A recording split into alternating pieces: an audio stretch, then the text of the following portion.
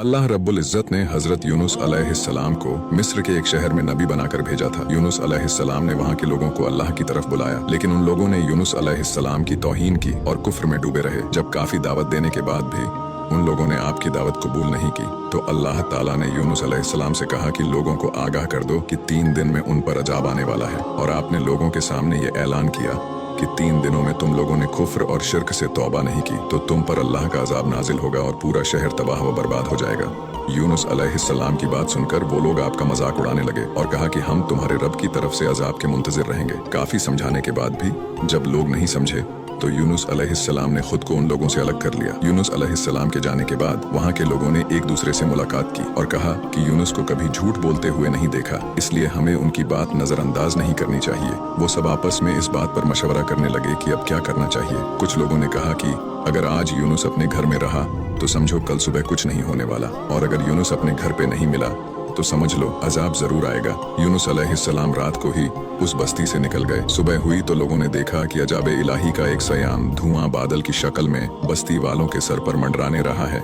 जब वो धुआं लोगों के सरों पर आया तो उन्हें यकीन हो गया कि बारगाह इलाही के अजाब से वो सब हलाक होने वाले हैं। यूनुस अलैहिस्सलाम अपनी कौम से नाराज होकर वहां से चले गए थे, लेकिन अल्लाह ने उन्हें वहां से निकलने का हुक्म नहीं दिया था। यूनुस अलैहिस्सलाम लोगों को अजाब की खबर देने के बाद अल्लाह के हुक्म के बगैर वहां से निकल पड़े थे। उधर यूनुस अलैहिस्सलाम की कौम ने अपनी आंखों के सामने अजाब को देखकर अल्लाह के सामने तौबा कर लिया और अल्लाह ने उन सब लोगों के गुनाहों को बख्श दिया। यूनुस अलैहिस्सलाम ने अपनी कौम में मोहल्लत के आखिरी लम्हे तक नसीहत और दावत का सिलसिला जारी नहीं रखा और अल्लाह के मुकर्रर वक्त से पहले वो वहां से चले गए तो अल्लाह के इंसाफ ने उस कौम को अजाब देना गवारा न किया। इसलिए अल्लाह रब्बुल इज़्ज़त ने उन लोगों के तमाम गुनाहों पर पर्दा डाल दिया। जब यूनुस अलैहिस्सलाम दरियाए फरात के किनारे पहुंचे तो एक कश्ती देखी जो मुसाफिरों से भरी हुई थी। हजरत यूनुस अलैहिस्सलाम भी उस कश्ती में सवार हो गए और कश्ती चल पड़ी। पहले तो कश्ती दरिया में सही से चली, लेकिन थोड़ी देर बाद ऊंची ऊंची लहरें उठने लगी। लोगों ने अपना सारा सामान कश्ती के नीचे फेंक दिया ताकि कश्ती पर से वजन कम हो जाए, लेकिन कश्ती का वजन कम नहीं हुआ। जब कश्ती डगमगाने लगी तो लोगों को कश्ती के डूबने का यकीन हो गया। कुछ लोगों ने कहा कि कश्ती में शायद ऐसा कोई गुलाम है जो अपने मालिक से भागा हुआ है। जब तक उसको इस कश्ती से अलग न किया जाए तब तक निजात मुश्किल है। यूनुस अलैहिस्सलाम ने जब उन लोगों की बात सुनी तो उन्हें लगा कि अल्लाह को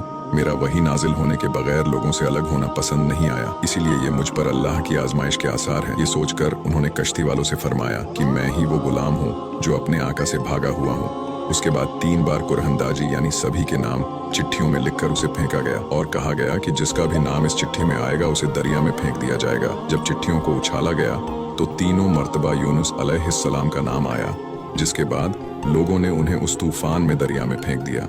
लोगों ने जैसे ही आपको दरिया में डाला तो एक बड़ी मछली ने आपको निगल लिया। यूनुस अलैहिस्सलाम ने जब मछली के पेट में खुद को जिंदा पाया तो अल्लाह रब्बुल इज़्ज़त से अपनी गलती का इजहार करने लगे और कहा कि मैं अल्लाह रब्बुल इज़्ज़त की इजाज़त के बगैर लोगों से नाराज होकर निकल आया। यूनुस अलैहिस्सलाम पर एक साथ 3 अंधेरे इकट्ठा हो गए थे, रात का अंधेरा, मछली के पेट का अंधेरा और दरिया की गहराई का अंधेरा। आपने अंधेरे में अल्लाह के ये कलिमात कहे, अल्लाह तेरे सिवा कोई माबूद नहीं, तू यकदा है, मैं तेरी पाकी बयान करता हूँ, बेशक मैं अपनी नफ्स पर खुद ही जुल्म करने वाला हूँ। रिवायतों में कहा गया है कि अगर यूनुस अलैहिस्सलाम ये कलिमात न पढ़ते तो कयामत तक मछली के पेट में ही रहते। हजरत यूनुस अलैहिस्सलाम 40 दिन तक उस मछली के पेट में ही रहे और फिर अल्लाह के हुक्म से मछली ने आपको किनारे पर आकर उगल दिया। मछली के पेट में रहने की वजह से यूनुस अलैहिस्सलाम का जिस्म ऐसा हो गया था जैसे परिंदे का अभी अभी पैदा हुआ बच्चा। जिस्म एकदम नर्म और बदन पर कुछ भी बाल नहीं थे। हजरत यूनुस बहुत ही कमजोर हो गए थे। इसके बाद अल्लाह ने दरिया के किनारे पर एक बेलदार दरख्त उगाया।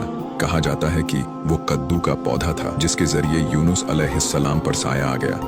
इसके अलावा अल्लाह ने वहाँ एक जंगली बकरी भेजी जो जमीन की घास और जड़ी बूटियां खाती थी और सुबह शाम आपको दूध पिलाती थी, जिससे आप एकदम तंदुरुस्त हो गए। यूनुस अलैहिस्सलाम दरख्त के उस साए में झोपड़ी बनाकर रहने लगे। यूनुस अलैहिस्सलाम की कौम उनका पता लगाते लगाते एक दिन उस किनारे तक पहुंच गई और आपको देख लिया, जिसके बाद उन्होंने आपको अपना नबी मानकर अल्लाह से माफी मांगी। यूनुस अलैहिस्सलाम अपने लोगों के साथ वापस चले गए और वहां रहकर आपने उनकी रहनुमाई फरमाई। आपकी जिंदगी वहीं आपके लोगों के बीच में गुजरी और वहीं आपका इंतकाल हो गया।